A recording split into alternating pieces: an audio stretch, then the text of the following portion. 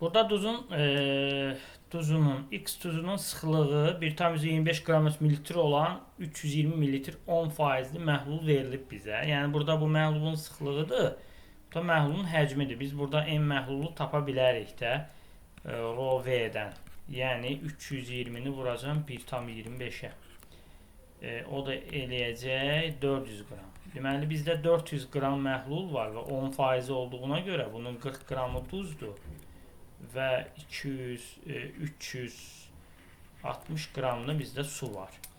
İndi burada deyir ki, bunun üzərinə 200 qram A faizli məhlul əlavə etmişik və həmin temperaturda deyir 500 qram doymuş məhlul alınır və KH-da 250. İndi gəlin baxaq. Bizdə normalda 400 qram məhlul var idi. Bu 200 qramda əlavə eləyəndə 600 qram eləməli idi. Sonra deyir, M qram su buxarlandırdıqda duz çökmədən. Deməli 600 qram olub, sonra 500 qram. Deməli 600-dən o sonda qalan 500-ü çıxanda 100 qram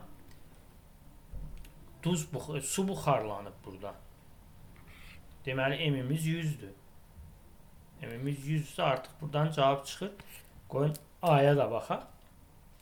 200 qram A faizli. Deməli burada gəlin baxaq. Nə olacaq? A faizini biz tapmalıyıq.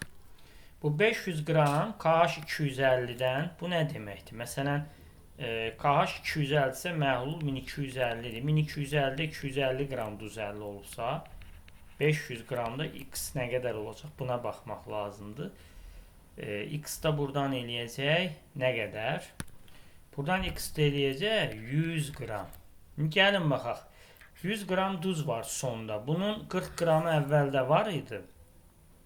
Deməli sonradan 200 qram A faizli məhlulda 100 çıxılsın 40.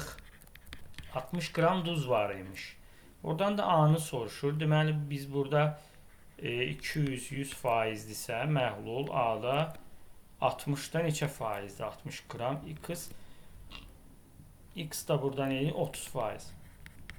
Yəni cavabımız D variantı.